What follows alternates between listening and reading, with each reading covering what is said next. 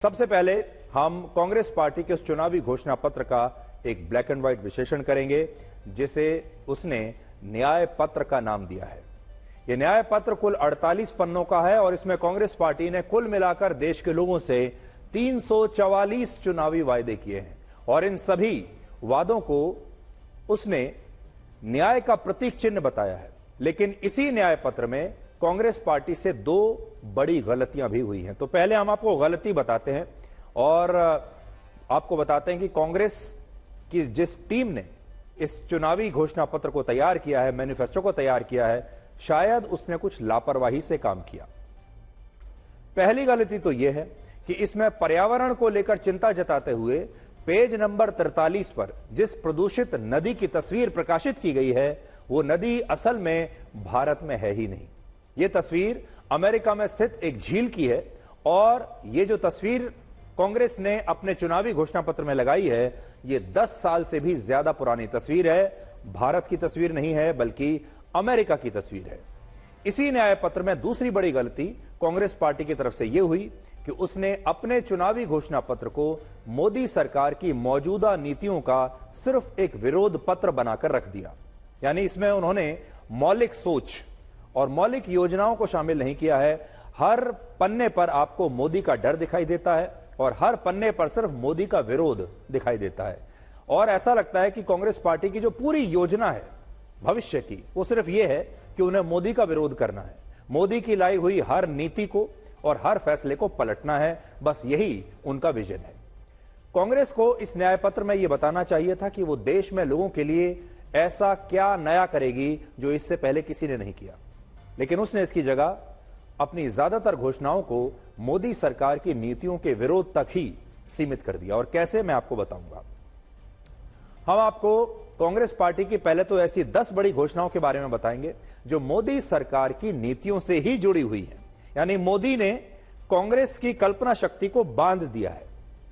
इनमें पहली बड़ी घोषणा यह है कि कांग्रेस पार्टी सत्ता में आने के बाद अग्निपथ योजना को समाप्त कर देगी, जिसके तहत अभी मोदी सरकार तीनों सेनाओं में 4 वर्षों के लिए अग्निवीरों की भर्ती कर रही है।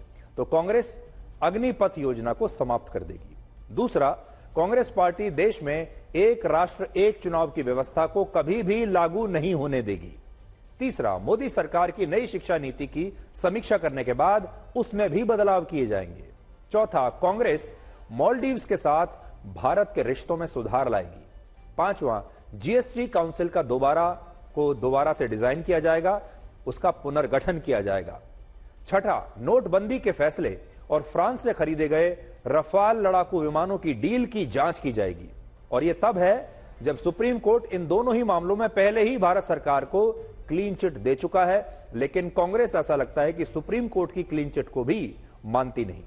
कांग्रेस का 7वां बड़ा वादा यह है कि वो सत्ता में आने पर चुनावी बॉन्ड्स की स्कीम की भी जांच कराएगी, जबकि सच्चाई यह है कि कांग्रेस को खुद इन्हीं चुनावी बॉन्ड से 12% यानी लगभग 1950 करोड़ रुपए का चंदा मिला है। और 8वां वादा है ईडी, सीबीआई और इनकम टैक्स के मामलों में जो नेता आरोपी होने के बाद बीजेपी में शामिल हो गए उन तमाम नेताओं के खिलाफ फिर से सारे केस खोले जाएंगे, यानी उनकी फाइल दोबारा से खोली जाएगी। एक तरीके से उन नेताओं को धमकी है। 9वां, कांग्रेस पार्टी मानहानि के जुर्म को अपराध मुक्त बना देगी। लेकिन सोचिए, कांग्रेस को यह वादा अपने न्याय पत्र में डालने की आवश्यकता क्यों पड़ी? तो इसका एक कारण तो यही हो सकता है कि राहुल गांधी को पिछले साल मानहानि के ही एक मामले में अदालत ने दोषी माना था, जिसके बाद उनकी संसद की सदस्यता रद्द हो गई थी। 10वां वादा यह है कि कांग्रेस संविधान की 10वीं अनुसूची में संशोधन करेगी, जिससे दल बदलने वाले सांसदों और विधायकों की सदस्यता को तुरंत प्रभाव से समाप्त कर दिया जाएगा। और ऐसा लगता है कि यह वादा भी कांग्रेस ने अपने लिए ही इस न्याय पत्र में डाला है। जिस तरह मध्य प्रदेश, कर्नाटक और महाराष्ट्र में विधायकों के दल बदलने से कांग्रेस पार्टी की सरकारें गिर गई, जिस तरह और बहुत राज्यों में कांग्रेस के बड़े बड़े नेता, सांसद या विधायक कांग्रेस छोड़कर चले गए, शायद उसे देखते हुए ही कांग्रेस ने यह वादा अपने इस न्याय पत्र में किया है। और इसी न्याय पत्र में एक वादा यह भी है कि जिस तरह अभी बीजेपी की राज्य सरकारों में आरोपियों के घरों पर बुलडोजर चलाकर कार्रवाई की जाती है, उस बुलडोजर न्याय पर कांग्रेस रोक लगा देगी और कांग्रेस की सरकारों में आरोपियों के फर्जी एनकाउंटर नहीं होंगे और मॉब लिंचिंग के मामलों में भी सख्त कार्रवाई की जाएगी। अब आप इस विरोधाभास को देखिए कि इस न्याय पत्र की शुरुआत में कांग्रेस एक जगह यह लिखती है कि लोग इन चुनावों को जातियों से ऊपर उठकर देखें, लेकिन इसी लाइन के साथ अगले पेज पर कांग्रेस यह वादा भी करती है कि वो सत्ता में आने पर देश में जातिगत जनगणना करवाएगी और देश में सुप्रीम कोर्ट द्वारा लगाई गई आरक्षण की 50% की सीमा को भी खत्म कर देगी। और मैं आपको थोड़ा पढ़कर बताना चाहूंगा, कुछ आज मैं उसकी कॉपी लेकर आया हूं, देखिए पढ़कर बताता हूं। इसमें पेज नंबर 5 पर लिखा है, कांग्रेस आपसे अपील करती है कि आप धर्म, भाषा और जाति से परे देखें, समझदारी से चुनाव करें। फिर पेज नंबर 6 पर लिखा जाता है कि कांग्रेस राष्ट्रव्यापी आर्थिक, सामाजिक, जाति जनगणना करवाएगी। इसके माध्यम से कांग्रेस जातियों, उपजातियों और उनकी आर्थिक, सामाजिक स्थिति का पता लगाएगी। तो एक जगह कहते हैं कि आप जाति से ऊपर उठकर देखिए और दूसरी अगले ही पन्ने पर कहते हैं कि हम जातिगत जनगणना भी करवाएंगे। ये दोनों बातें कैसे संभव है? इसके अलावा कांग्रेस ने यह वादा भी किया कि मोदी सरकार ने सामान्य वर्ग के आर्थिक रूप से कमजोर लोगों को जो 10% का आरक्षण दिया है, वो आरक्षण उसकी सरकार में सभी जातियों और सभी समुदाय के लोगों को मिलेगा। और कांग्रेस प्राइवेट कॉलेजों में भी आरक्षण की व्यवस्था को लागू करने के लिए संविधान में संशोधन करेगी। कांग्रेस ने देश के हर जिले में डॉक्टर भीमराव अंबेडकर के नाम पर लाइब्रेरी बनाने का वादा किया है, जबकि एक कड़वी सच्चाई यह है कि जब डॉक्टर अंबेडकर जीवित थे तब उन्हें अपमानित होकर इसी कांग्रेस पार्टी को छोड़ना पड़ा था और कांग्रेस ने अपनी सरकारों में डॉक्टर अंबेडकर को कभी भारत रत्न पुरस्कार नहीं दिया। डॉक्टर अंबेडकर को भारत रत्न उनकी मृत्यु के 34 वर्षों के बाद वर्ष 1990 में मिला, जब देश में गैर कांग्रेस दलों की सरकार थी और प्रधानमंत्री थे वीपी सिंह। लेकिन आज वही कांग्रेस अपने न्याय पत्र में देश के हर जिले में डॉक्टर अंबेडकर के नाम पर लाइब्रेरी बनाने का वादा कर रही है। लेकिन उन्हीं डॉक्टर अंबेडकर को कांग्रेस की सरकारों ने कभी भारत रत्न नहीं दिया। इस न्याय पत्र में फ्री बी स्कीम्स का भी पूरा ख्याल रखा गया है, यानी अब देखिए कि मुफ्त में कांग्रेस क्या क्या देने वाली है। इसमें कांग्रेस ने वादा किया है कि वो 25 वर्ष से कम उम्र के ऐसे सभी युवाओं को ट्रेनिंग जॉब देगी जिनके पास डिप्लोमा या ग्रेजुएशन की डिग्री है, यानी जिनके पास डिग्री और डिप्लोमा है और उन युवाओं की उम्र 25 साल से कम है, ऐसे सभी युवाओं को ट्रेनिंग जॉब दी जाएगी 1 साल की। और इस ट्रेनिंग जॉब में इन युवाओं को 1 लाख रुपए का वार्षिक वजीफा दिया जाएगा। यानी अगर आप 25 साल से कम हैं, आपके पास डिप्लोमा है या आपके पास डिग्री है, तो कांग्रेस आपको एक बार 1 लाख रुपए तो जरूर दे देगी। सबको 1-1 लाख रुपए दिए जाएंगे। दूसरा, महालक्ष्मी योजना के तहत हर गरीब परिवार की सबसे बुजुर्ग महिला को घर बैठे सरकार से सालाना 1 लाख रुपए की आर्थिक मदद मिलेगी। तीसरा, कांग्रेस स्वामीनाथन आयोग की सिफारिशों के तहत किसानों को एमएसपी की कानूनी गारंटी देगी, जबकि सच यह है कि स्वामीनाथन आयोग की रिपोर्ट वर्ष 2006 में आई थी, जब देश में यूपीए की सरकार थी, डॉक्टर मनमोहन सिंह प्रधानमंत्री थे और 2006 से लेकर 2014 तक आप सोच लीजिए 8 साल का वक्त यूपी की सरकार के पास था स्वामीनाथन आयोग की सिफारिशों को लागू करने का, लेकिन उन 8 साल में उन्होंने यह काम नहीं किया, अब करना चाहते हैं। चौथा, वृद्धावस्था पेंशन में कांग्रेस केंद्र सरकार का योगदान 500 रुपए से बढ़ाकर 1000 रुपए कर देगी। और पांचवां, देश भर में 25 लाख रुपए तक निशुल्क इलाज के लिए कैशलेस बीमा योजना लागू की जाएगी और वरिष्ठ नागरिकों को रेल के किराए में भी विशेष छूट दी जाएगी। और इसी न्याय पत्र में कांग्रेस ने कुछ और बड़े वादे भी किए हैं, वो भी आप देख लीजिए।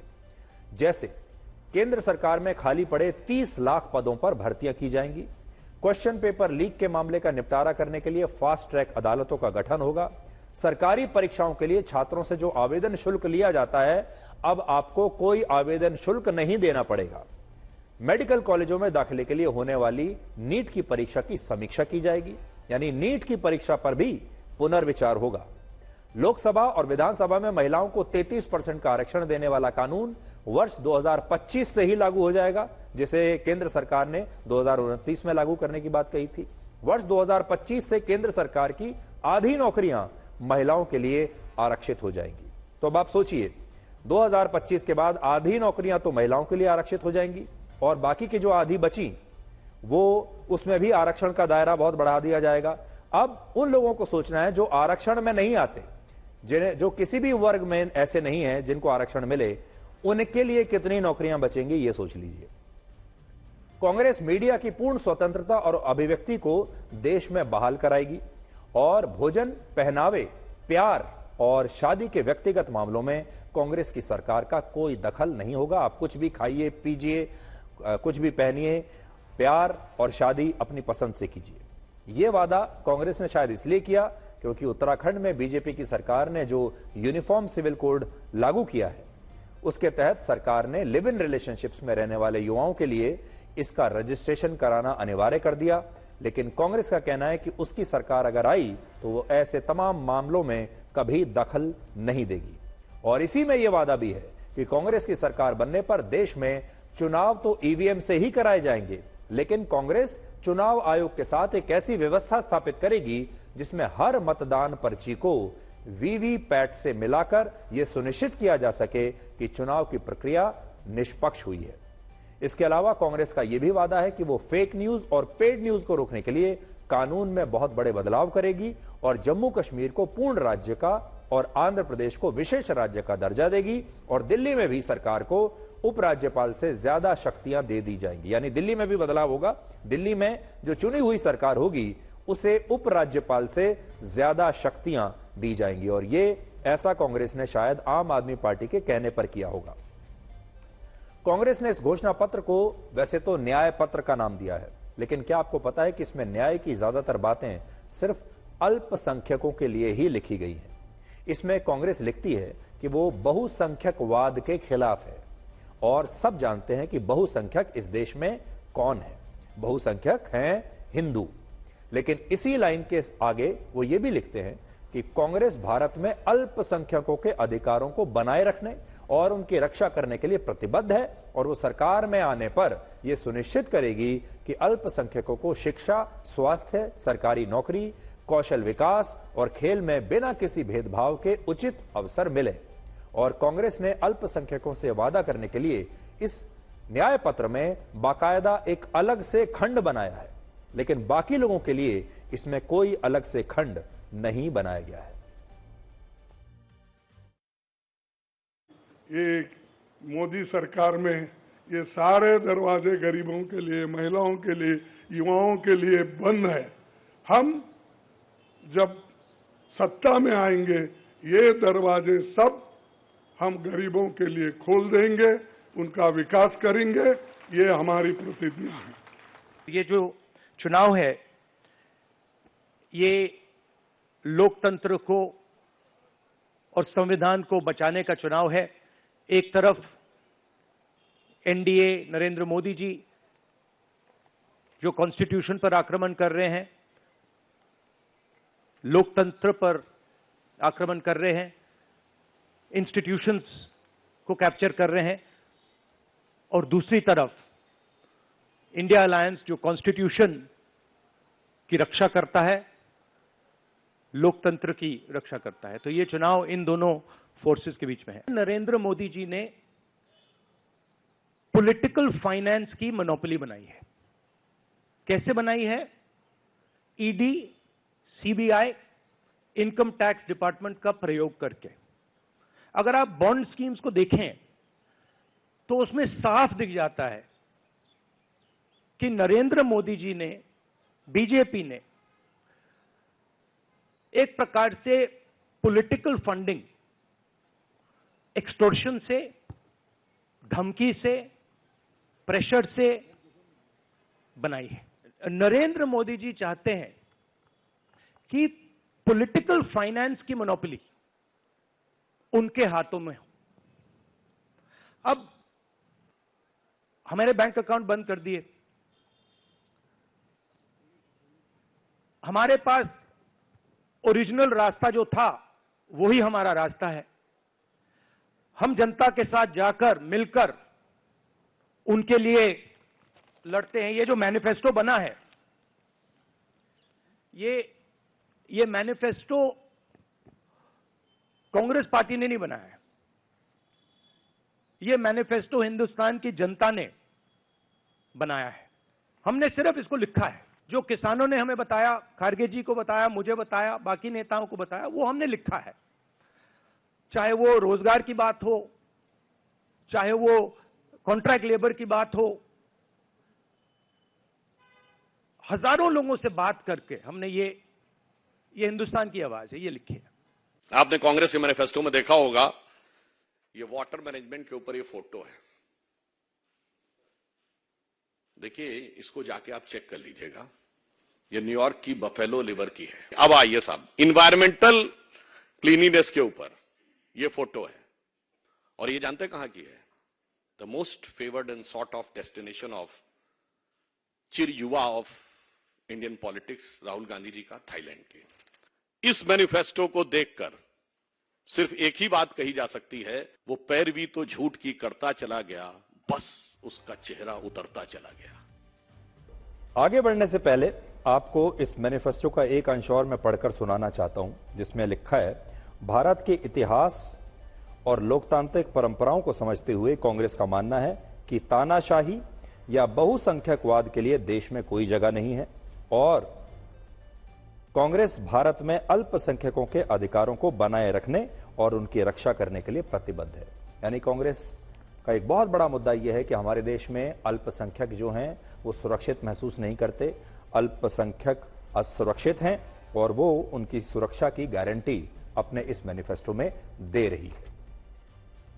कांग्रेस के इस न्याय पत्र का ब्लैक एंड व्हाइट विश्लेषण यह है कि प्रधानमंत्री मोदी ने कांग्रेस की सोच को और उसकी कल्पना शक्ति को शायद बांध कर रख दिया है, जिसकी वजह से कांग्रेस मोदी सरकार की नीतियों और उसके द्वारा चिन्हित किए गए मुद्दों से आगे कुछ नया सोच नहीं पा रही है। वो उसी में बंद कर और उसी में उलझ कर रह गई है। और इस समय हो यह रहा है कि जो जो मुद्दे प्रधानमंत्री मोदी ने उठाए या जो नीतियां और योजनाएं मोदी सरकार ने बनाई, उन पर ही कांग्रेस पार्टी अपनी सारी प्रतिक्रियाएं दे रही है और अपनी सारी ताकत सिर्फ उन पर लगा रही है और आगे का नहीं सोच पा रही, नया नहीं सोच पा रही। उसका आज का यह न्याय पत्र भी मोदी सरकार पर उसकी एक प्रतिक्रिया ही माना जाएगा, क्योंकि इसमें घोषणाएं तो हैं, लेकिन ये सभी घोषणाएं प्रधानमंत्री मोदी के ही आसपास सीमित है और कांग्रेस का यह न्याय पत्र असल में मोदी हटाओ पत्र बनकर रह गया है। आजकल हमारे देश में आईपीएल चल रहा है और क्रिकेट की भाषा में अगर हम कहें तो प्रधानमंत्री मोदी ने कांग्रेस की टीम को उस पिच पर आकर खेलने के लिए मजबूर कर दिया है जो पिच स्वयं प्रधानमंत्री मोदी ने तैयार की है। और कांग्रेस पार्टी अब इसमें फंस गई है, क्योंकि जिस पिच पर कांग्रेस की टीम खेलने के लिए आई है वो पिच बीजेपी की टीम ने तैयार किया है और वो पिच उन्होंने इस प्रकार से तैयार किया है कि उसका फायदा बीजेपी की टीम को मिले, क्योंकि उसमें सारे नियम कानून बीजेपी के हैं। वो कहां से टर्न करेगी ये बीजेपी तय कर रही है और बीजेपी की पूरी कोशिश ये थी कि कांग्रेस उसके द्वारा बनाई गई पिच पर आकर खेले और कांग्रेस इस चक्रव्यूह में फंस गई और इसीलिए कांग्रेस ने अपना गेम छोड़कर अब बीजेपी का गेम खेलना शुरू कर दिया। और यह वही रणनीति है जिसमें चीन के एक मशहूर दार्शनिक सुन त्सू कहते हैं कि जब आप अपने प्रतिद्वंदी को खुद के द्वारा तैयार की गई युद्ध भूमि पर आकर मुकाबला करने के लिए मजबूर कर देते हैं तो आपकी जीत वहीं पक्की हो जाती है। और प्रधानमंत्री मोदी ने भी कांग्रेस के साथ ऐसा ही किया है। प्रधानमंत्री मोदी ने अपना प्लेग्राउंड तैयार किया खेल के लिए और उस प्लेग्राउंड पर उन्होंने कांग्रेस को बुला लिया और कांग्रेस अब प्रधानमंत्री मोदी के प्लेग्राउंड पर आकर खेल रही है उनके नियमों के साथ, जिसमें फायदा बीजेपी को है, कांग्रेस को नहीं है। कांग्रेस को चाहिए यह था कि वो अपनी मौलिक सोच को आगे बढ़ाती, कुछ नया बताती, कुछ ऐसा करती जो प्रधानमंत्री मोदी 10 साल में नहीं कर पाए। लोगों को यह एहसास कराती कि कांग्रेस कुछ नया करने वाली है, कांग्रेस बीजेपी से अलग है। लेकिन ज्यादातर मुद्दे ऐसे रहे जिसमें इस पूरे न्याय पत्र में जहां आप देखेंगे तो मोदी का डर आपको ज्यादा दिखाई दे रहा है। अब आपको प्रधानमंत्री मोदी का वो बयान सुनवाते हैं जिसमें उन्होंने आज राजस्थान के चुरू में कहा कि बीजेपी दूसरी पार्टियों की तरह सिर्फ घोषणा पत्र जारी नहीं करती, बल्कि संकल्प पत्र लेकर आती है और फिर इन संकल्पों को पूरा भी करती है। भाइयों और बहनों, भाजपा जो कहती है वो जरूर करती है। दूसरी पार्टियों की तरह भाजपा केवल घोषणा पत्र नहीं जारी करती, हम तो संकल्प पत्र लेकर के आते हैं।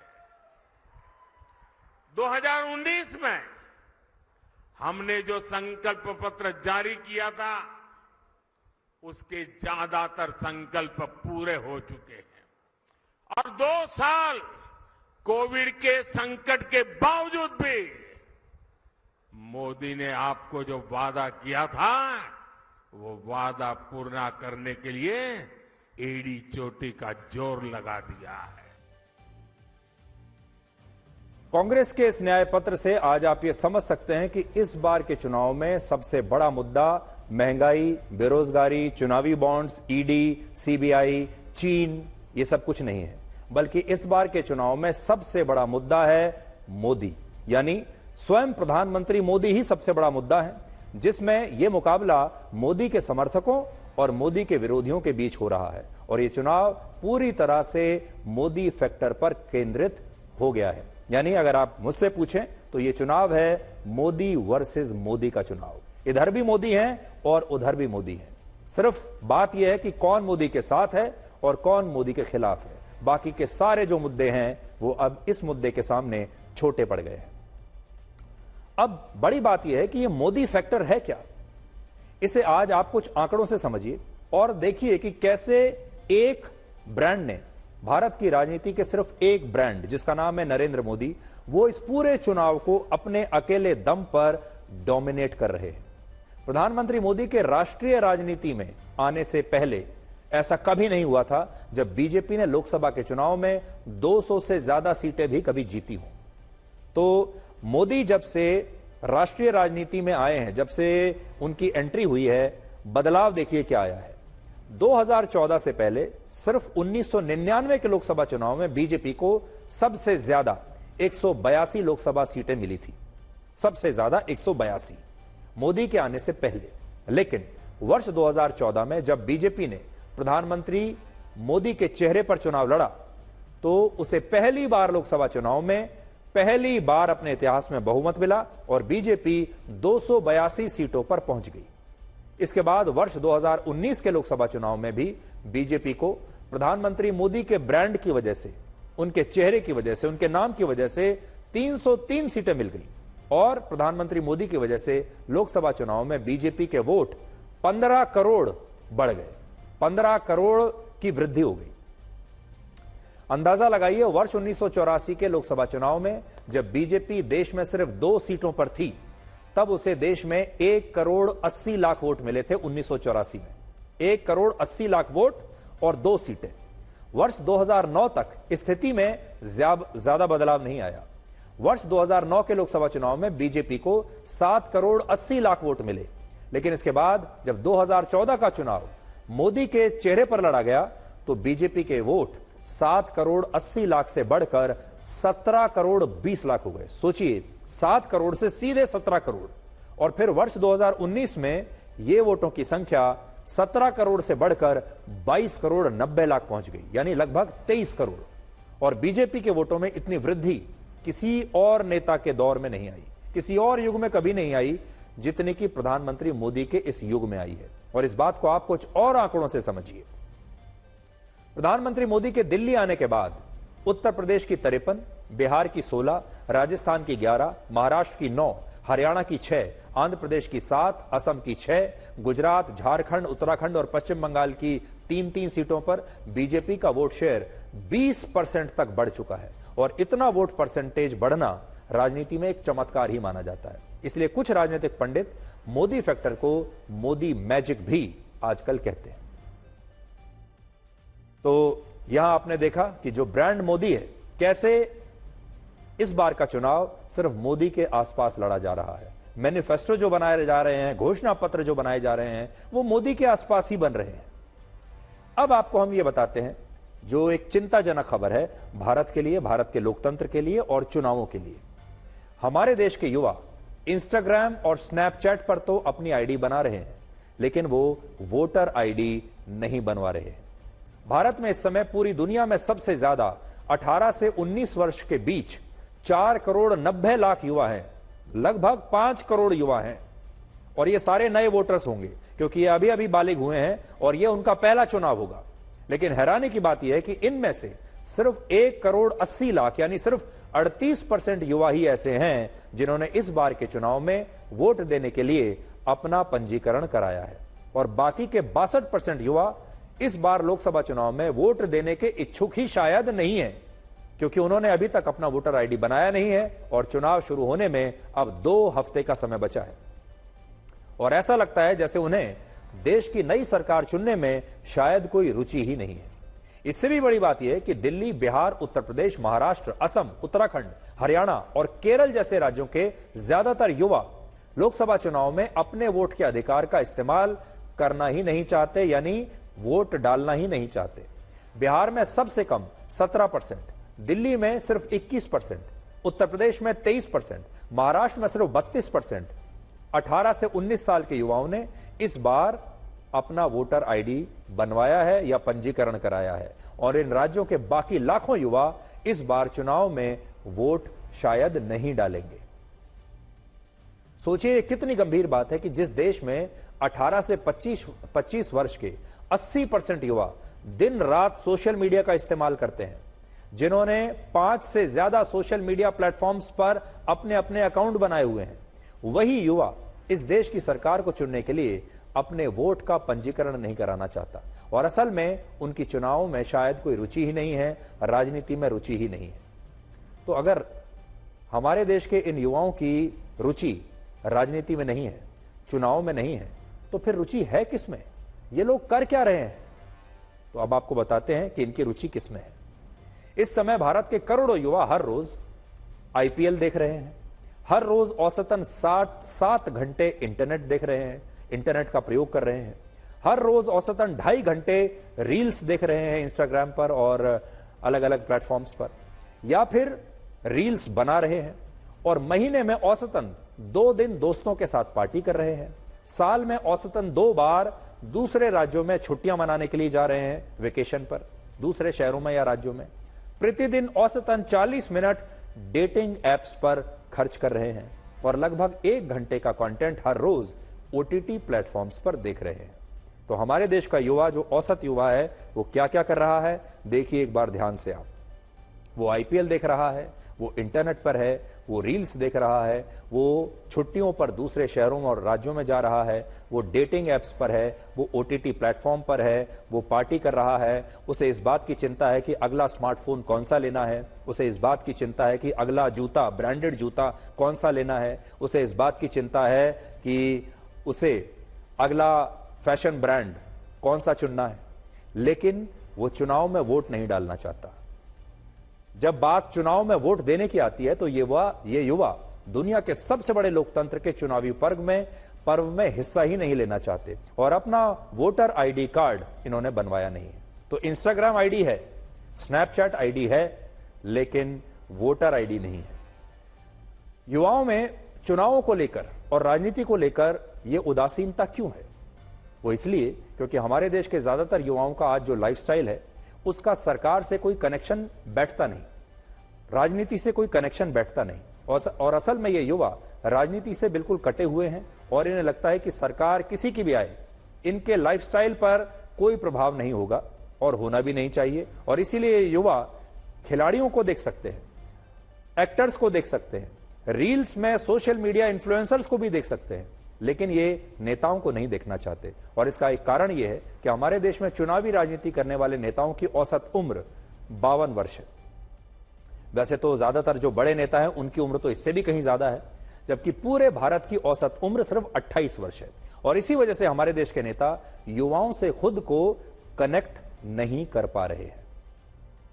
यहां हम ये जरूर कहना चाहते हैं कि 53 वर्ष के राहुल गांधी ने युवाओं को खुद से जोड़ने की कोशिश बड़ी की। उन्होंने इसके लिए बहुत कोशिशें की, प्रयास किए।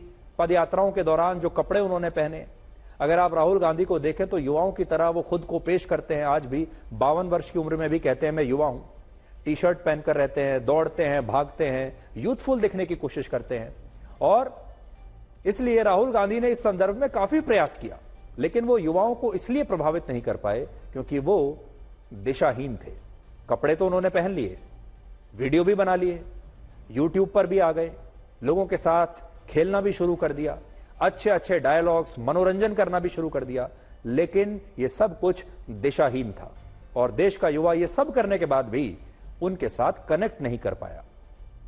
लेकिन अगर आप प्रधानमंत्री मोदी को देखेंगे तो प्रधानमंत्री मोदी राजनीति में एक कल्ट फिगर की तरह अब बन चुके हैं, जो युवाओं में आज भी सबसे ज्यादा लोकप्रिय है।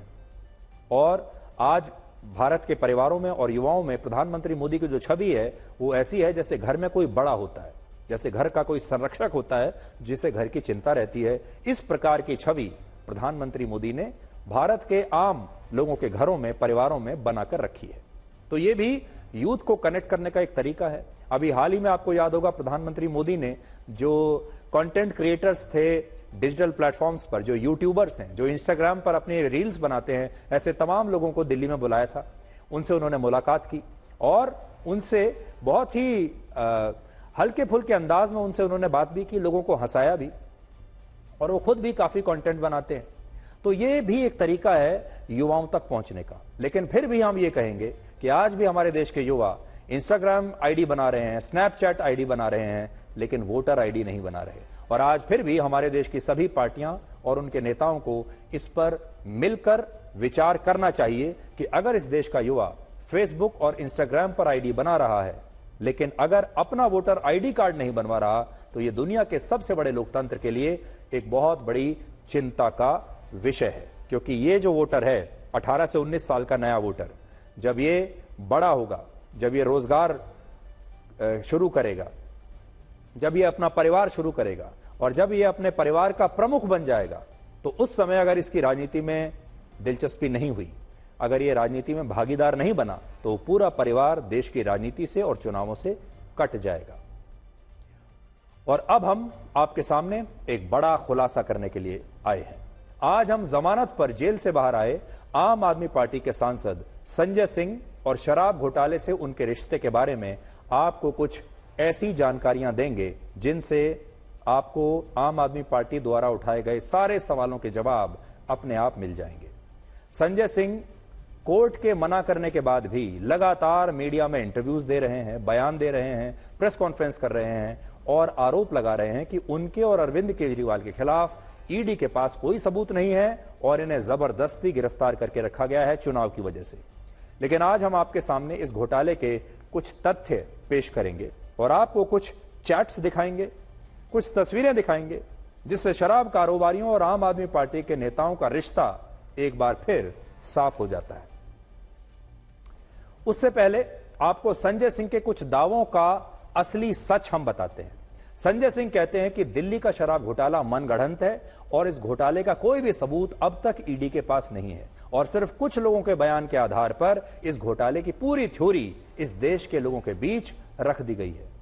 लेकिन सच क्या है? सच यह है कि शराब घोटाले में ईडी अब तक 30 से ज्यादा आरोपियों के खिलाफ 6 चार्जशीट दायर कर चुका है, जिसमें सबूत के तौर पर ईमेल्स हैं, व्हाट्सएप चैट्स हैं, वॉइस रिकॉर्डिंग्स हैं, कॉल रिकॉर्ड्स हैं, लोकेशंस हैं, मीटिंग के रिकॉर्ड्स हैं और ऐसे तमाम दस्तावेज हैं जिनसे यह प्रमाणित होता है कि दिल्ली में सुनियोजित तरीके से शराब घोटाले को अंजाम दिया गया है। संजय सिंह से आज यह पूछा जा सकता है कि अगर दिल्ली में कोई शराब घोटाला नहीं हुआ तो फिर सुप्रीम कोर्ट ने इसी घोटाले में मनीष सिसोदिया की जमानत अभी तक मंजूर क्यों नहीं की? और यहां बात सिर्फ मनीष सिसोदिया की नहीं है। इस घोटाले में 16 आरोपियों की जमानत याचिका बार बार अदालतों से खारिज हो रही है। तो सोचिए, अगर संजय सिंह के मुताबिक शराब घोटाला हुआ नहीं तो फिर इन 16 आरोपियों की जमानत याचिकाएं बार बार अदालतों ने खारिज क्यों की? क्योंकि ये सारे के सारे तो आम आदमी पार्टी के नेता नहीं हैं। इनमें से ज्यादातर व्यापारी हैं, शराब के व्यापारी हैं या बाकी के लोग हैं। संजय सिंह से यह भी आज पूछना चाहिए कि अगर शराब घोटाला मनगढ़ंत है तो फिर सुप्रीम कोर्ट ने मनीष सिसोदिया की जमानत याचिका खारिज करते हुए यह क्यों कहा कि इस मामले में 338 करोड़ रुपए की हेराफेरी हुई है और ये वो पैसा था जो घोटाले के जरिए शराब के बड़े बड़े कारोबारियों के पास पहुंच गया, जबकि ये पैसा सरकार और आम जनता के बीच होना चाहिए था। ये हम नहीं कह रहे, सुप्रीम कोर्ट ने कहा है। और ये इसके बावजूद संजय सिंह आज बेल पर बाहर आकर कहते हैं कि शराब घोटाला हुआ ही नहीं है, जबकि सुप्रीम कोर्ट ने फिगर भी बताया। संजय सिंह का यह भी कहना है कि अरविंद केजरीवाल की गिरफ्तारी सिर्फ कुछ अप्रूवर्स के बयान के आधार पर हुई है और यह बयान भी इन अप्रूवर्स को डरा धमका कर लिया गया है। लेकिन हकीकत में संजय सिंह का यह दावा भी गलत है। कैसे गलत है? सच यह है कि शराब घोटाले में शरत रेड्डी, राघव मंगुटा और MS रेड्डी और दिनेश अरोड़ा ने जो बयान दिए हैं वो बयान ईडी ने नहीं रिकॉर्ड किए हैं, बल्कि खुद जुडिशियल मजिस्ट्रेट के सामने ये बयान दिए गए हैं और सीआरपीसी के सेक्शन 164 के तहत ये बयान दर्ज हुए हैं। और इन बयानों को रिकॉर्ड करते समय मजिस्ट्रेट के सामने यह सुनिश्चित किया गया कि ये लोग किसी दबाव में बयान नहीं दे रहे, और ये खुद मजिस्ट्रेट ने सुनिश्चित किया। संजय सिंह इस पर भी गलत दावा करते हैं और वो ये नहीं बताते कि स्पेशल कोर्ट ने इन बयानों को ईडी द्वारा पेश किए गए सबूतों से मैच किया, और जब ये बयान सबूतों से मैच हुए तब ही कोर्ट ने इस घोटाले में सुनवाई शुरू की। बाद में ये लोग इस घोटाले में अप्रूवर बने, लेकिन संजय सिंह ये बातें बता नहीं रहे और वो लोगों के बीच गलत जानकारी या ये कह दीजिए कि सीमित जानकारी रख रहे हैं। आज ये भी सोचिए कि शराब कारोबारी दिनेश अरोड़ा से रिश्वत लेने के आरोप गलत हैं, तो फिर इस शराब कारोबारी के साथ अरविंद केजरीवाल की ये तस्वीरें आज भी इंटरनेट पर मौजूद हैं।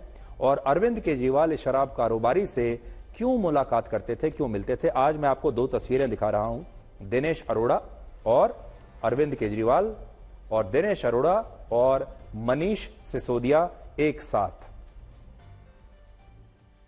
संजय सिंह का यह भी कहना है कि ईडी ने आरोपियों के ऐसे बयानों को इस केस से हटा दिया जिनमें उन्होंने केजरीवाल को क्लीन चिट दी थी। लेकिन सच यह है कि अभी तक केजरीवाल के खिलाफ ईडी ने चार्जशीट दायर ही नहीं की है, इसलिए संजय सिंह का यह दावा भी गलत है। ये कौन से बयान लगाए हैं, कौन से हटाए हैं, तो तब पता चलेगा जब चार्जशीट आएगी। यानी जब तक ईडी ने चार्जशीट ही दायर नहीं की, बयानों का जिक्र ही नहीं किया, तो संजय सिंह किस आधार पर कहते हैं कि उन बयानों को छिपा लिया गया है जिनमें केजरीवाल को क्लीन चिट दी गई थी। अब मैं आपको कुछ चैट्स पढ़कर सुनाता हूं। देखिए आपकी स्क्रीन पर कुछ चैट्स हैं, बड़ी स्क्रीन पर मैं आपको दिखाता हूं और फिर बताता हूं कि चैट्स में क्या क्या है। देखिए बड़ी स्क्रीन पर इन चैट्स को हम करते हैं।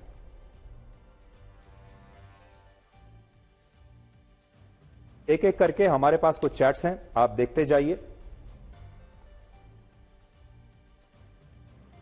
ये सारे विजय नायर के फोन से लिए गए उनके चैट्स हैं जिनमें शराब घोटाले के बारे में बात हो रही है। और एक चैट में आपको और पढ़कर बताता हूं जिसमें गोवा की एक एडवर्टाइजिंग एजेंसी है और वो एडवर्टाइजिंग एजेंसी कह रही है,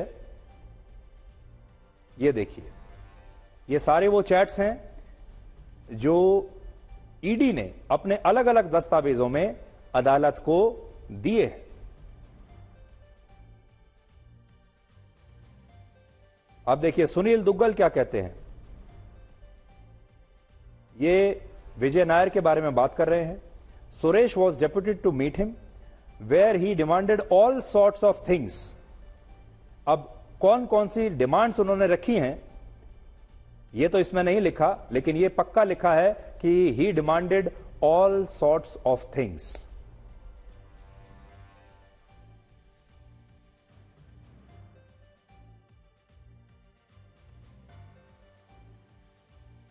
फिर उन्हें यह डर भी सता रहा है कि association is planning to go to court next week. अब देखिए, यह एक कंपनी है एरॉन जिंक एडवर्टाइजिंग, गोवा की कंपनी है। वो क्या लिखते हैं, ब्रो आप पेमेंट विल बी कैश और बिलिंग। आम आदमी पार्टी की जो पेमेंट है वो कैश से होगी या बिल से होगी? उसको जवाब दिया जा रहा है, देखिए उसमें लिखा जा रहा है बोथ, यानी हम कैश से भी करेंगे और बिल से भी करेंगे। और फिर वो पूछ रहा है and by when I will get my payment.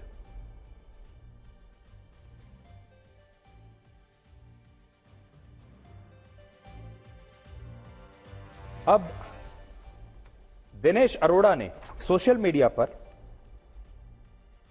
जो एक तस्वीर पोस्ट की है वो है संजय सिंह और संजय सिंह की पत्नी की, और दिनेश अरोड़ा लिखते हैं हैप्पी एनिवर्सरी संजय सिंह भैया एंड अनीता सिंह भाभी। यानी दिनेश अरोड़ा इन्हें भैया और भाभी कहकर बुलाते हैं, तो आप समझ सकते हैं कि किस प्रकार के संबंध दोनों के बीच में रहे होंगे। अब यह देखिए कि जिस दिनेश अरोड़ा पर संजय सिंह को रिश्वत देने के आरोप हैं, उन्हीं दिनेश अरोड़ा ने मई 2020 में यह तस्वीर जो मैंने अभी आपको दिखाई थी, ये उन्होंने पोस्ट की है। देखिए, वही दिनेश अरोड़ा जो इस शराब घोटाले में आरोपी हैं, उन्होंने भैया और भाभी की तस्वीर पोस्ट की है। अब आगे देखिए, दिनेश अरोड़ा ने कोविड के समय खाने के पैकेट्स बांटे थे और तब संजय सिंह ने उन्हें बाकायदा अपने लेटर हेड पर चिट्ठी लिखकर धन्यवाद दिया था, और इससे भी यह कनेक्शन साबित होता है। देखिए संजय सिंह क्या लिख रहे हैं दिनेश अरोड़ा को। आपने अपने व्यक्तिगत सहयोग से कोरोना महामारी के संकट की स्थिति में दिल्ली के जरूरतमंदों के लिए 5000 राशन के पैकेट उपलब्ध करवाए। आपकी इस उदारता के लिए हृदय से आपको आभार व्यक्त करता हूं। मैं दिल्ली की जनता की ओर से आपको धन्यवाद ज्ञापित करता हूं। संजय सिंह की चिट्ठी है। हालांकि यह चिट्ठी कोई भी किसी को लिख सकता है। अगर किसी ने अच्छा काम किया है तो यह चिट्ठी लिखी जा सकती है। इसमें इस चिट्ठी के आधार पर मैं ये कह दूं कि संजय सिंह और इनका इस तरह का कोई रिश्ता साबित होता है, लेकिन इससे क्या साबित होता है? इससे यह जरूर पता चलता है कि दिनेश अरोड़ा और संजय सिंह एक दूसरे को बहुत अच्छी तरह से जानते थे, दोनों के बहुत मधुर संबंध थे और दोनों एक दूसरे को फायदा पहुंचाने की बहुत अच्छी स्थिति में थे। और बाद में जो ईडी ने सबूत दिए हैं उससे यह पता भी लगता है कि दोनों ने बाद में एक दूसरे को फायदा पहुंचाने की कोशिश की शराब घोटाले के तहत। अब यह भ्रष्टाचार हमारे देश में एक बहुत बड़ा मुद्दा बन गया है, और दो तरह के लोग हैं जो कहते हैं कि एक वो लोग हैं जो कह रहे हैं कि भाई अरविंद केजरीवाल को बहुत परेशान किया जा रहा है, विपक्ष के नेताओं को बहुत परेशान किया जा रहा है, उन्हें चुन चुनकर जेल में डाला जा रहा है, ये तो लोकतंत्र की हत्या हो गई, ऐसे में चुनाव कैसे हो पाएगा? ये सब कुछ चुनावों की वजह से हो रहा है और ये काम जो है मोदी सरकार ठीक नहीं कर रही। बहुत सारे लोग ये भी कहते हैं कि जनता की बड़ी सहानुभूति ऐसे तमाम नेताओं के साथ है जिन्हें जेल में डाल दिया गया या जिन पर भ्रष्टाचार के मुकदमे चल रहे हैं। और दूसरी तरफ वो भी लोग हैं जो ये कहते हैं कि हम चाहते हैं कि भ्रष्टाचार के खिलाफ ये लड़ाई निर्णायक दौर में पहुंचे। तो अब हम आपको सुनाते हैं कि आज प्रधानमंत्री मोदी ने इसी भ्रष्टाचार पर जो अलग अलग तरह के लोग जो बात कर रहे हैं उस पर आज उन्होंने क्या कहा है। इन परिवारवादी भ्रष्टाचारियों की लूट का हिसाब हो रहा है तो ये सब एक हो गए हैं। मैं कहता हूं भ्रष्टाचार हटाओ, तो वो कहते हैं भ्रष्टाचारी बचाओ। अब मुझे बताइए, भ्रष्टाचार हटना चाहिए कि नहीं हटना चाहिए? देश को भ्रष्टाचार से मुक्त करना चाहिए कि नहीं करना चाहिए? भ्रष्टाचार ने देश को बर्बाद किया है कि नहीं किया है? भ्रष्टाचार ने नौजवानों के सपनों को चूर चूर किया है कि नहीं किया है? क्या अगर मैं भ्रष्टाचार के खिलाफ लड़ाई लड़ता हूं कि सही है कि गलत है? सही है कि गलत है? मैं भ्रष्टाचार के खिलाफ लड़ाई जारी रखूं, आपका आशीर्वाद है, पूरी ताकत से आशीर्वाद मिलेंगे। आपने देखा होगा इस समय घमंडिया गठबंधन के लोग चुनाव की रैलियां नहीं कर रहे हैं, भ्रष्टाचारियों को बचाने की रैली कर रहे हैं। आप मुझे बताइए, कांग्रेस के सांसद के ठिकाने पर छापा पड़ा और वहां से अलमारी में, बक्सों में बंद किए हुए 300 करोड़ रुपए से ज्यादा मिले और टीवी पर देश ने देखा। और केवल कांग्रेस के एक सांसद के पास से एक जगह पर से 300 करोड़ का खजाना मिला है। और क्या क्या होगा वो तो अभी खोजना है। और शराब घोटाले में एक और खुलासा आप सुनिए, और वो ये है, और जो संजय सिंह से भी जब कोई और इंटरव्यू करने के लिए जाए या कोई पूछे तो उन्हें ये सवाल पूछना चाहिए। इसमें ये बताया गया है, ईडी ने अदालत को बताया है कि 170 मोबाइल फोन्स ऐसे हैं जिन्हें इस मामले में जो आरोपी लोग हैं उन्होंने या तो नष्ट कर दिया है या उन्हें दोबारा से रीफॉर्मेट किया है। तो आज बड़ा सवाल यह है कि 170 फोन आखिर क्यों नष्ट किए गए? इन 170 फोन्स में कौन सा डेटा था कि इन्हें इस तरह से नष्ट कर देना पड़ा? 170 कोई छोटी संख्या नहीं है। इन फोनों में जरूर कुछ ना कुछ चैट होगी, कुछ ना कुछ सबूत रहे होंगे, और इसीलिए आरोपियों ने इन 170 फोन्स को नष्ट कर दिया। मनीष सिसोदिया से अदालत ने पूछा कि आपका मोबाइल फोन कहां है? तो मनीष सिसोदिया ने कहा कि उन्हें याद ही नहीं है कि उनका मोबाइल फोन कहां है, उन्हें नहीं पता ये मोबाइल फोन खो गया।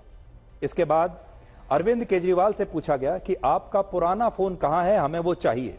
इस पर उन्होंने बताया कि वो नहीं जानते कि उनका पुराना मोबाइल फोन कहां चला गया, उन्हें नहीं पता। उनके पास एक नया फोन था, उसका पासवर्ड ईडी ने मांगा और अरविंद केजरीवाल ने यह पासवर्ड देने से इनकार कर दिया कि मैं नहीं दूंगा। अब आते हैं संजय सिंह पर। संजय सिंह से भी यही सवाल पूछा गया कि आपका मोबाइल फोन कहां है, और संजय सिंह ने कहा कि मुझे नहीं पता और मैं इसका जवाब अदालत में दूंगा कि मेरा मोबाइल फोन कहां है। और अदालत में उन्होंने आज तक इस बात का जवाब नहीं दिया कि इनका मोबाइल फोन कहां है। आखिर में हम बस इतना कहना चाहते हैं कि अरविंद केजरीवाल को अपना मोबाइल फोन ईडी को सौंप देना चाहिए, संजय सिंह को अपना मोबाइल फोन ईडी को सौंप देना चाहिए, मनीष सिसोदिया को भी अपना मोबाइल फोन और तमाम जो गैजेट्स हैं वो ईडी को सौंप देना चाहिए, पासवर्ड दे देने चाहिए। अगर उनके फोन में ऐसा कुछ नहीं है तो फिर छुपाने की क्या कोशिश हो रही है? इसलिए पहला सवाल आम आदमी पार्टी के सारे नेताओं से यह होना चाहिए कि आपने अपने मोबाइल फोन पहले तो नष्ट क्यों किए, और दूसरा जो फोन आप इस्तेमाल कर रहे थे वो फोन आप जांच में क्यों नहीं दे रहे? संसार में सबसे बढ़िया दवा हंसी है, सबसे बड़ी संपत्ति बुद्धि है, सबसे अच्छा हथियार धैर्य है और सबसे अच्छी सुरक्षा विश्वास है, और यह सब कुछ बिल्कुल मुफ्त है।